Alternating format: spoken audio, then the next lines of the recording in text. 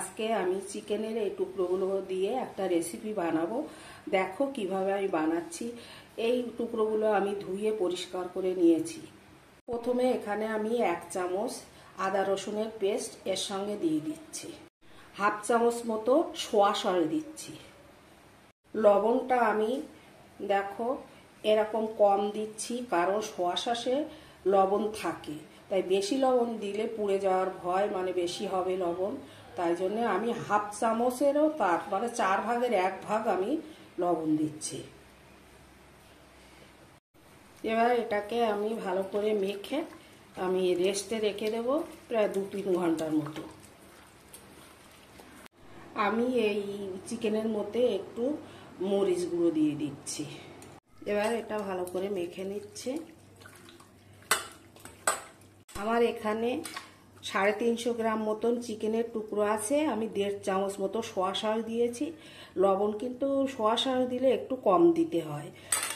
এখানে আমি একটু কর্নফ্লাওয়ার নিয়েছি। আমি চিকেনের টুকরোগুলো ঠিক এরকম করে কোট করে নেব। কোট করে করে আমি এরকম করে জায়গায় রেখে দেব। বাকিগুলো আমি এইভাবে করে নেব। কোট করার পরে দেখো এরকম হয়েছে। এগুলো আমি এবার তেলে ভেজে ফেলব। আমি এই কোটগুলো এবারকে ভেজে নিচ্ছি। এইভাবে আমি ভেজে নিচ্ছি একবার। এটাকে আমি আবার দ্বিতীয়বার ভাজবো। আমি এবারে এগুলো নামিয়ে নিচ্ছি। একবার ভাজার পর চিকেনগুলো এরকম হয়েছে। এটাকে আমি আবার ভাজবো। চিকেনটা রান্নার জন্য আমি এখানে রসুনগুলো এরকম থেতো করে নিয়েছি, একটু কাঁচা লঙ্কা নিয়েছি, আর আদাগুলো দেখো আমি এইভাবে কুড়িয়ে নিয়েছি লম্বা লম্বা করে। এখানে সোয়া সস নিয়েছি আমি 1 চামচ মতো। দ্বিতীয়বারের জন্য আমি চিকেনটা ভাজছি। এটা একটা চাইনিজ রেসিপি, কিন্তু আমি আমার মতন করে বানাচ্ছি। চিকেনটা আমি একটু গোল্ডেন করে ভাজবো। এটা আমার ভাজা হয়ে গেছে।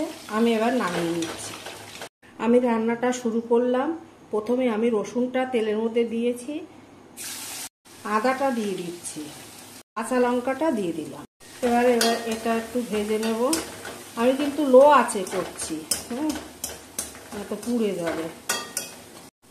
এবার গ্যাসটা একটু জোরে দিলাম। মধুটা দিয়ে দিচ্ছি।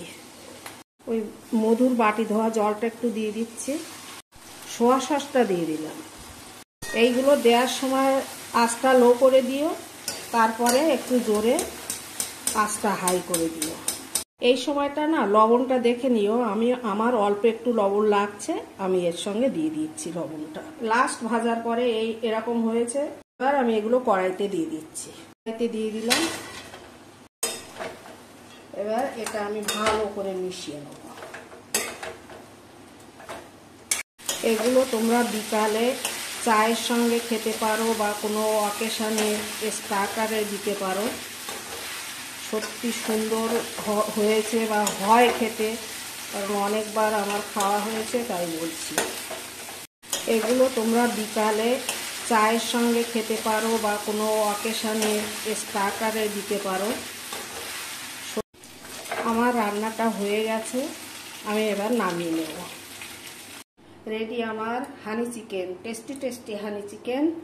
তোমরা বাড়িতে বানিয়ে এইভাবে খেয়ে দেখো এবং কমেন্ট করো।